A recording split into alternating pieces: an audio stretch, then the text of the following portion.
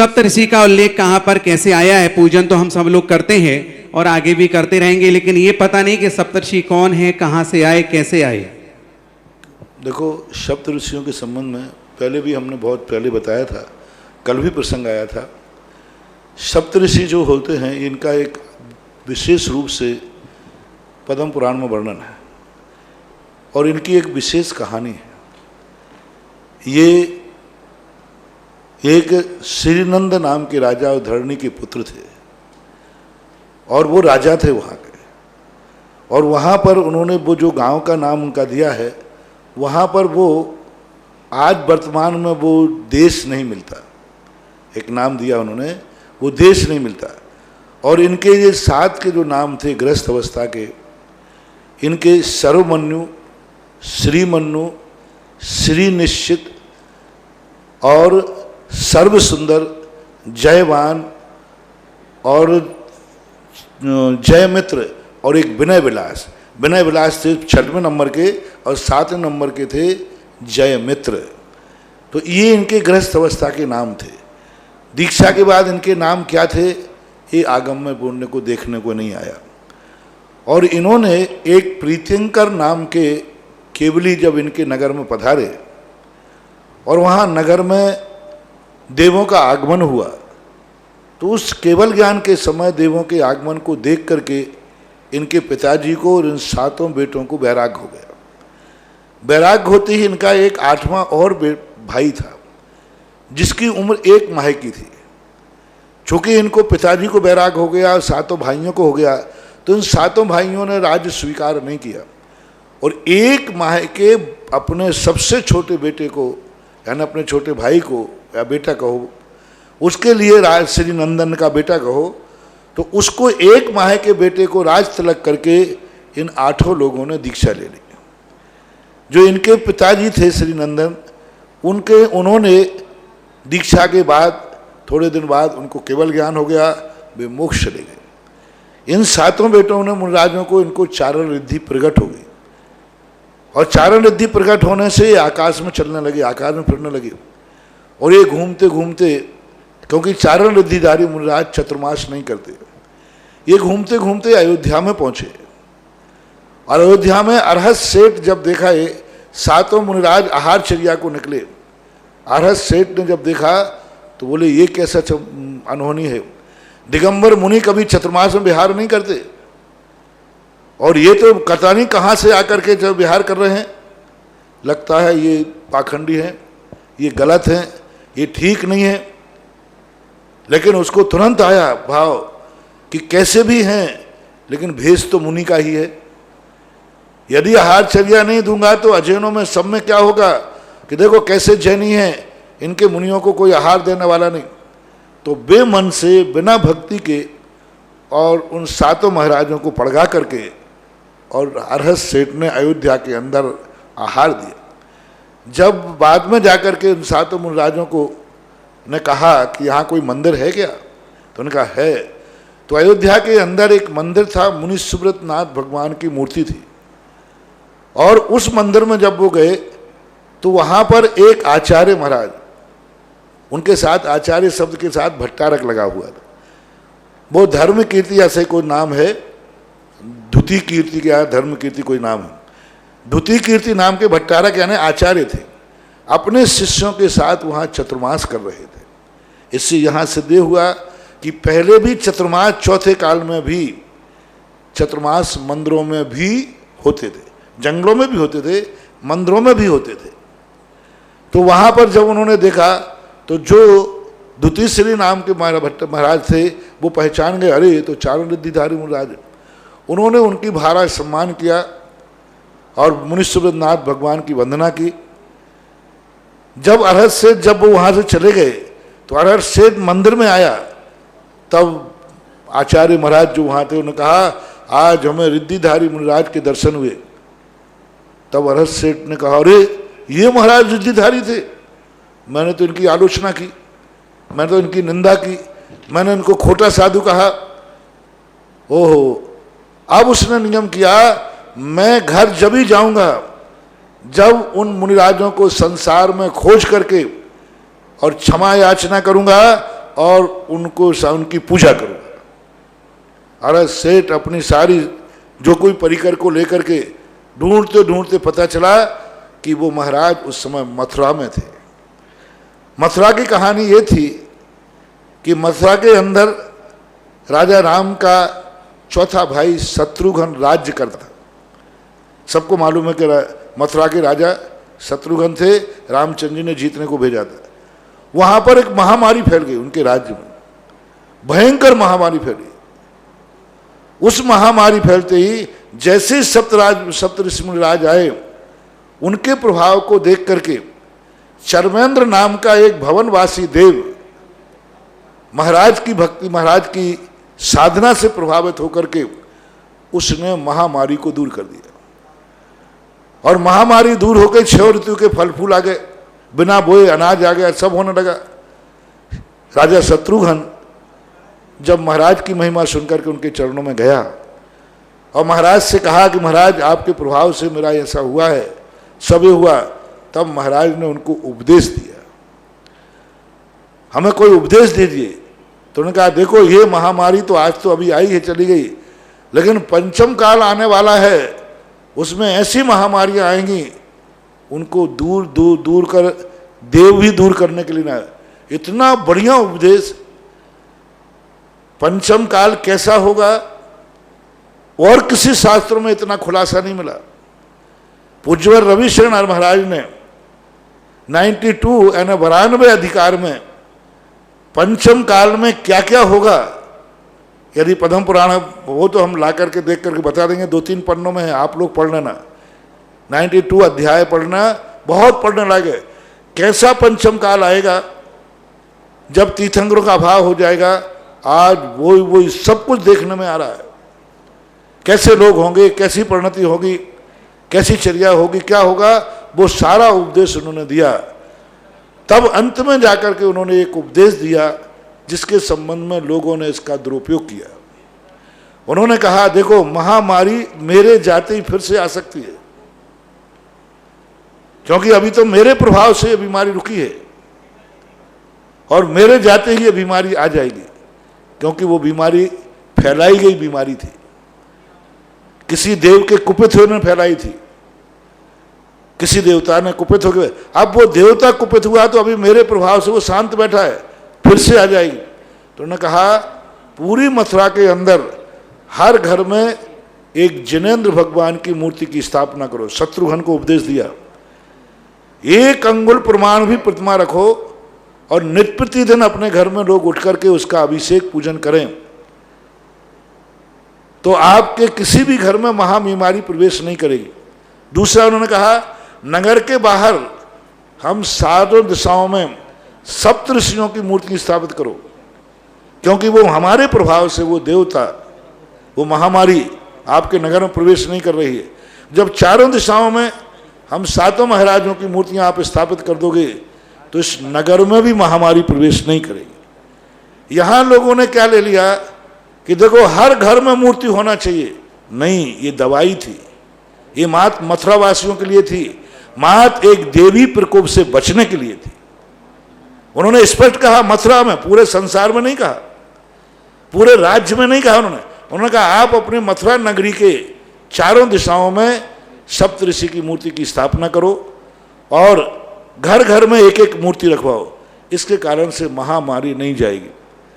कई लोग इसका बड़ा दुरुपयोग कर लेते हैं, कोई चीज को अंगाड़ी पिछाड़ी पढ़ते नहीं, उसको समझते नहीं, और ये कह देते देखो शास्त्रों में आया है घरों में। इसका परिणाम ये लिखा कि महाराष्ट्र और दक्षिण में इसी बात को साधुओं को लेकर वहां लिखा उन्होंने, जिसके घर में मूर्ति नहीं होगी उस घर के सदस्यों को ये महाबीमारी खा जाएगी।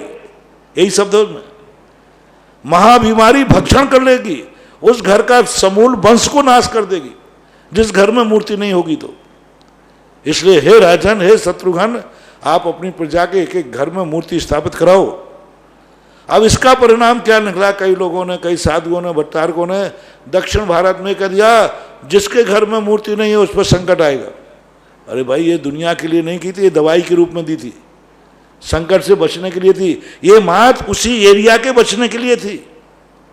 स्पष्ट शब्द का, उसको गौर से पढ़े। तो ये इनके सप्त ऋषियों के मूर्ति स्थापना के संबंध में और महामीरा के। अब यदि अपनी श्रद्धा है तो एक बात और इस प्रश्न के जवाब में कहना चाहता हूँ, अभी तक उस तरफ उपयोग नहीं गया था, कि सप्त ऋषियों की यदि आप पूजा कर सकें तो सप्त ऋषियों की पूजा है, और पूजा के लिए, उनके पूजा के लिए अभी महावीर से आप बात कर लेना से, ये आपके पीडीएफ बना करके डाल देंगे, 2 पेज की। आज से आप लोग अपने अपने घरों में सप्त ऋषियों की पूजा शुरू करो। हो सकता है 7 ऋषियों के आने से मथुरा की महाबीमारी दूर हो गई, और सारे जैनी सप्त ऋषियों का नाम लेंगे तो शायद कोरोना महामारी भाग जाए। जय हो। देखो, साधु का दिमाग तो किसी प्रश्न पे ही चलता है, जब जैसी बात आएगी, जैसी चर्चा आएगी वैसे आ गया। इतने दिन से क्यों नहीं बताया? उपयोग नहीं गया। अब ये तो उपयोग की बातें हैं। अब उस समय उपयोग नहीं गया तो नहीं गया, आज उपयोग चला गया। तो जब जो मिले उसी समय समझ लो, जब जागो तभी सवेरा, तभी सवेरा है। आज से सभी लोग अपने अपने घरों में सप्त ऋषि महाराज की पूजा शुरू कर दें। भाव पूजा कर लें, भाव पूजा नहीं बने तो सूखी द्रव्य से कर लें। और जो मंदिर में जा रहे हो, यदि कहीं के हो मौका हो, जो मंदिरों में है, तीर्थ क्षेत्रों में, वे भी अपनी पूजा में, जब तक कोरोना महामारी दूर न हो तब तक हर व्यक्ति के लिए सप्त ऋषि पूजा करना है। बस ये आज आपको, जब तक ये कोरोना महामारी का आपको डर है, भय, तब तक ही करो। बहुत छोटी सी पूजा है। और इन 7 ऋषियों के जो नाम थे वो था सुरमन्यु, श्रीमन्यु, श्री निश्चय, सर्व सुंदर, जयवान, विनय विलास और जय मित्र। ये जो 7 नाम इनके ऋषियों के गृहस्थ अवस्था के थे, तो उनका नाम पूजा में आया है। और ये पूजा का आप करें, हो सकता है मथुरा का चमत्कार पूरे विश्व को हो जाए। अपना क्या बिगड़ रहा है? पूजा तो करते ही जी। अरे गुरु की पूजा है।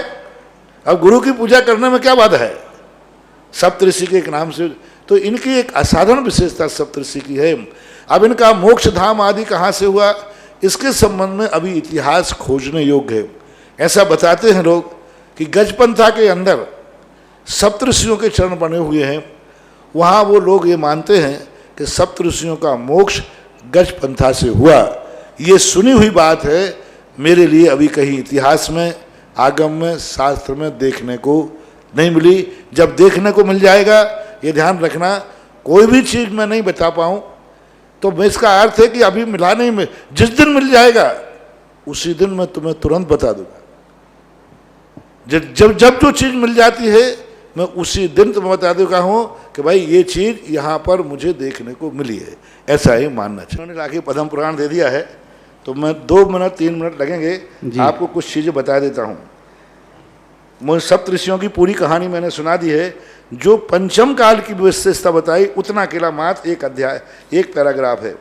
अर्थानंतर गौतम स्वामी कहते हैं कि हे श्रेणक, शत्रुघ्न के नतमस्तक देखकर उन उत्तम मुनिराज ने उसके लिए महावीर स्वामी के समोषण में श्रेणक ने पूछा है। उस समय की बात है। यथायोग काल के प्रभाव से निरूपण किया गया। उन्होंने कहा कि जब अनुक्रम से तीर्थंकर काल व्यतीत हो जाएगा, यानी चौथा काल खत्म हो जाएगा, यहाँ धर्म कर्म से रहित अत्यंत भयंकर समय होगा। दुष्ट पाखंडी लोगों के द्वारा यह परम उन्नत जैन शासन इस तरह तिरोहित हो जाएगा जिस तरह की धूलि के छोटे छोटे कणों के द्वारा सूर्य बिंब तिरोहित हो जाता है। इस समय ग्राम, श्मशान, नगर, यमलोक समान देश क्लेश युक्त निंदित तथा दुष्ट चेष्टाएं करने वाले लोग होंगे। गृहीत मिथ्यात्व का बोला वाला होगा। यह संसार चोरों के समान कुकर्म में निरत होगा। दुष्ट पाखंडी लोगों के निरंतर व्याप्त होंगे। इस पृथ्वी पर दुष्टता ग्रस्त निर्धन होंगे। साथ ही यहाँ हिंसा संबंधी हजारों दुख निरंतर प्राप्त होंगे। पुत्र माता पिता प्रति, माता पिता के प्रति, पुत्रों के प्रति स्नेह रहित होंगे तथा कलिकाल के प्रवट होने वाले राजा लोग चोर होंगे। जनता से धन को ऐंठने का प्रयास करेंगे, यानी जबरदस्ती लेने का प्रयास करेंगे। कितने समय मनुष्य यद्यपि सुखी होंगे तथापि उनके मन में पाप होगा। दुर्गति प्राप्त करने आदि के लिए उनके साधन उनके पास बहुत होंगे। हे शत्रुघ्न, कसाय बहुल समय आने पर देवागमन, जो आप लोग कहते हैं कि इस पंचम काल में देव क्यों नहीं आते, इस पंचम काल में देव आकर ये सहायता क्यों नहीं करते, जैसे मथुरा के अंदर चर्मेंद्र ने आकर महामारी दूर की, अब क्यों नहीं आते। तो आगम में स्पष्ट लिखा है कि हे शत्रुघ्न, कसाय बहुल समय आने पर यानी पंचम काल आने पर देवागमन आदि समस्त अतिशय नष्ट हो जाएंगे, यानी इस पंचम काल में देवों का आवागमन बंद हो जाएगा, अच्छे कार्य अच्छे देवों का। तीव्र मिथ्यास से युक्त मनुष्य व्रत गुणों से सहित एवं दिवम धारक मुनियों को देखकर ग्लानि करेंगे। देखो कितनी बड़ी बात इस पर दोगे। इस कल काल में जो वृत्ति हैं, दिगंबर मुद्रा को धारण करने वाले हैं, उन मुद्रा के प्रति ग्लानि करेंगे, मुनियों को नहीं मानेंगे। अजैनियों की तो छोड़ो, जैनियों में ये हो रहा है।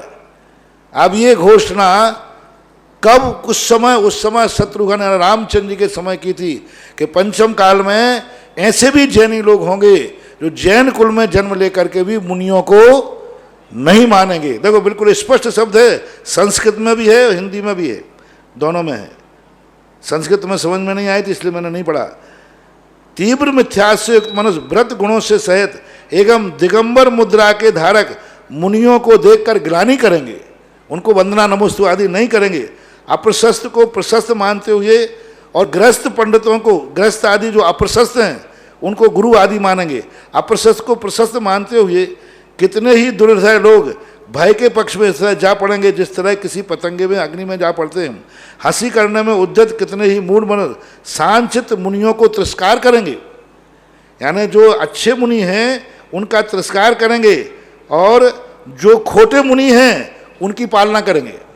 देखो अच्छे मुनियों की तो निंदा होगी और खोटे मुनियों की वो सेवा करेंगे।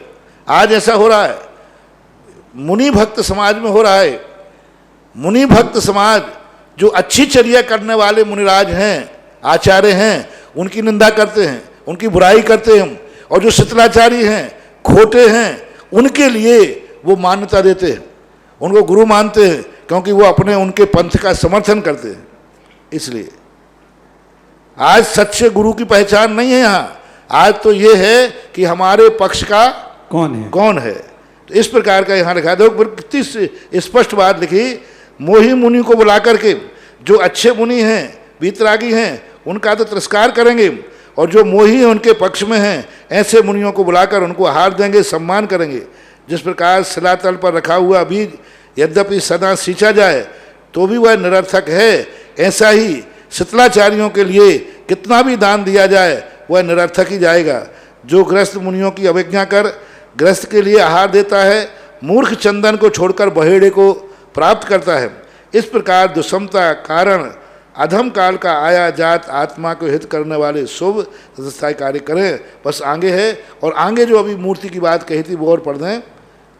मथुरा के समस्त लोग समीचीन धर्म को धारण करके दया और वात्सल भाव से संपन्न जिन शासन की भावना से युक्त हों, घर घर में जिन प्रतिमाएं स्थापित की जाएं, उनकी पूजाएं हों, अभिषेक हो, विधि पूर्वक प्रजा पालन किया जाए। हे शत्रुघ्न, इस नगरी के, देखो सारे भारत में नहीं कहा, सारे विश्व में नहीं कहा, इस नगरी के जिसमें महामारी फैली है, इस नगरी के चारों दिशाओं में सप्त ऋषियों की प्रतिमाएं स्थापित करो, उससे सब प्रकार की शांति होगी। आज से लेकर इस नगर के जिस घर में जिन प्रतिमा नहीं होगी उस घर को महामारी इस तरह खा जाएगी जिस तरह व्याघ्री अनाथ मृग को खा जाती है। जिसके घर में अंगूठे प्रमाण भी प्रतिमा होगी उस घर में यह महामारी गरुण से डरी हुई सर्पणी के समान भाग जाएगी। ऐसा तदनंतर जैसी आपकी आज्ञा हो, ऐसा शत्रुघ्न ने स्वीकार किया और सारे घरों में मूर्ति स्थापित की। अब मात ये उसी समय की समझना कि बीमारी के लिए थी। ये बात चले।